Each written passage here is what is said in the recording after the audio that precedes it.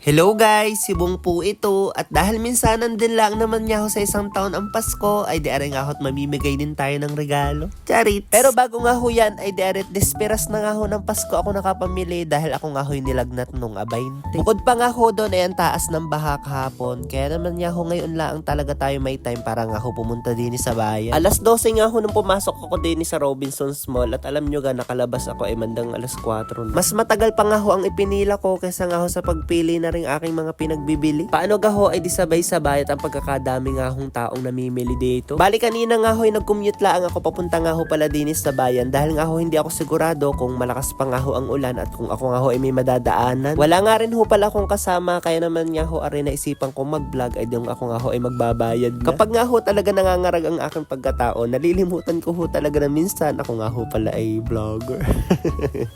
Charit. Di sabi ko na nga lang ho, itutuloy ko na lang aring pagbablog pag uwi ko nga ho sa bahay habang pine-prepare ko nga ho aring aking nabiling pangregalo sa aking mga inaanak. Hindi ko nga ho namalayan ang oras dahil paglabas ko nga ho ay alas 4 na kaya naman nga ho ari nagmamadali na rin akong umuwi. At pagdating nga ho namin din sa aming barangay ay ang lakas daw ho pala ng ulan kanina kaya naman nga ho ari talaga naman nga akong bumahana naman. Pagkarating ko naman nga ho sa amin ay di madalim na kaya naman nga ho nagpahinga lang ako ng kaunti tapos ari pinag-check ko na nga ho aring aking mga pinagbibili. Abay mahirap na nga ho kapag nagkulang ari at baka nga ho mamaya ay di may magligalig pa. Charit. Nung ako nga ho'y may sakit day, ako nga ho'y panapanalangin na ako'y gumaling na dahil pag ako nga ho'y hindi gumaling ng desperas ng Pasko ay hindi nga ho makakalabas sa bayan tapos hindi nga ho makakabili ng pangregalo. Ay paanong gagawin kapag nga ho gayon ay di magtatago na nga lang ho ang tagapagmana dahil nga ho hindi nakabili ng mga pangregalo. Ay di nakakahiya nga ho at nakakaawa rin aking mga inaanak na nag-antay nga ho ng isang taon bago nga ho makapamasko sa ninong. Charit. Bago nga ho sumapit ang Pasko ay di ako nga ho'y namumroblema at sabi ko nga ho sa aking mama ang dami ko nga ho kakong inaanak. Pero nung ako nga ho'y naglista ng aking mga papapaskuhan ay di aring nga ho sabi ko parang kakaunti na rin naman dahil yung iba nga ho ay nagbinata na at nagdalaga hindi na nga ho nabisita. Ay di sabi ko maigi naman at makakatipid nga ho ang tagapagmana at yung budget nga ho na para sa kanila ay di para nga ho sa bagong batch ng mga inaanak ko. Taon-taon din naman nga ho i-make sure ko na kahit papaano nga ho ay di may maaabot ako din nga ho sa mga alam kong mamamas ko. At kapag ako nga ho ay ninong nyo, asahan nyo, maalin nga lang ho sa regalo or damit ang matatanggap nyo sa akin dahil hindi ho talaga ako nagbibigay ng pera. Sa mga binyag nga lang ho ako nagbibigay ng pakimkim pero kapag nga ho Pasko na ay di ari nga ho at maalin na lang din ang matatanggap. Dahil para nga ho sa akin ay feeling ko guys hindi nga ho ma-appreciate ng bata yung pera. Pero kung ang anak nyo naman niya ho'y bata pa lang ay sinanay nyo na sa pera ay di mukhang pera ho yan.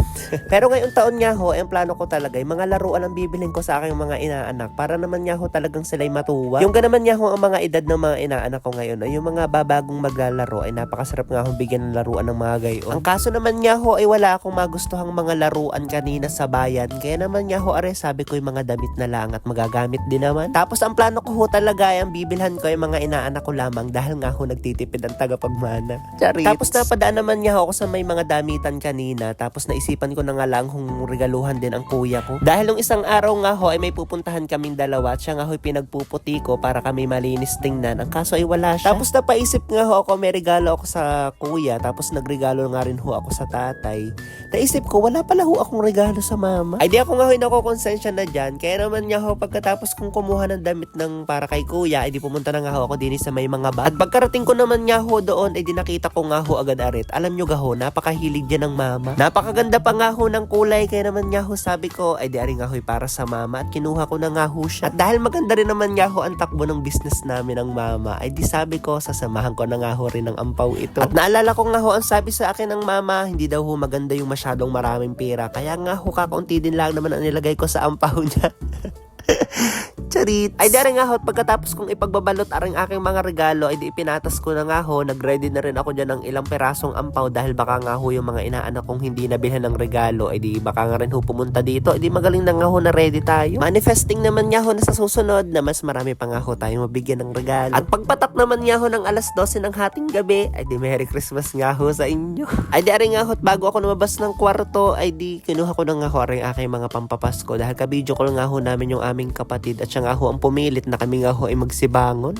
Ari nga hong graham namin at gelatin hindi pa masyadong natigas. Inabot ko na nga ho agad ang regalo ko sa kuya at hindi niya nga ho inaasahan dahil first time ko nga rin ho pala yatang magbibigay ng gifts sa kanya. Syempre medyo nakaluwag-luwag ga ho at tagapagmana ngayon. Kuya, favorite kong Mickey Mouse sa totoong buhay. Wala nga tayong Mickey Mouse nung tayo bata pa. Hoy! Hoy! Hoy! Tandaan niyo yung aking kulay red na damit na Mickey Mouse? Favorite ko yun. Saan mo ito nabili mo? Sa Robinson. Obvious ba?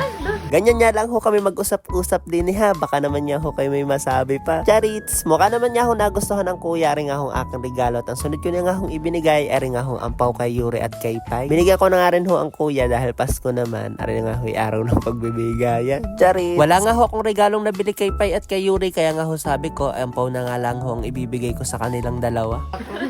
Kapatid, pag anak mo na ikaw. At habang kami nga ho nagkikwentuhan din magkakapatid, dumating nga ho ang tatay tapos binigay ko na nga ho yung kanyang ampaw. Wala nga ho din ang mama dahil nga ho may lagnat siya at sabi ko nga ho yung regalo ko para sa kanya ay bukas na lang kapag gumanda-ganda ang kanyang pakilasa. At kinabukasan naman niya ho, kaninang umaga lang are ay di dumating na nga ho din ang aking inaanak na si Kian. Ay nung nakaraang taon nga ho ay parang ganari rin ang pangyayari, siya nga rin ho ang gumising sa akin nung Pasko. Sakal-sakal nga ho ako dyan, sabi ko wala ako sa kanyang regalo. Ay di sabi niya nga ho ako'y bumangon at ako nga daw ho bumili. Sabi ko naman niya, napakaaga pa naman siya, matulog muna din Ang kaso'y kumunot ang noo, paanong hindi mo agad ibibigay ang regalo. Kapag nga ho ay napunta din niluloko nga ho yan ng mama na ang regalo ko nga daw ho sa Pasko ipagmamahal na lamang. Ayaw niya nga hong pumaya. Tapos natanawan ko naman niya ho ang mama na nakakabango na, kaya naman niya ho ako'y lumabas na rin. Tapos iniabot ko nga ho ang aking regalo sa kanya. Hanggang ngayon niya daw ho masama pa rin ang kanyang pakilasa dahil nung nakaraan niya ho, kaya siya nilagnat ay dinaglakad nga ho siya sa baha. Alam ko naman niya ho na rin magugustuhan ng mama dahil sabi ko nga ho sa inyo, napakahilig niya nga ho sa mga ganyang ba. Tapos nung nagkita nga ho ng ampaw ay parang mas natuwa pa nga ho siya dito at parang gumanda nga daw ho ang kanyang pakilasa. Sakto rin naman niya ho, nandine na rin ang mga mami, kaya naman niya ho pinagbibigyan ko na rin sila ng mga ampaw nga ho na inihanda ko para nga ho sa kanila. Tigka kaunti nga lang ho ito dahil sa dami namin dito ay mauubos nga ho ang mana ng tagapagmana.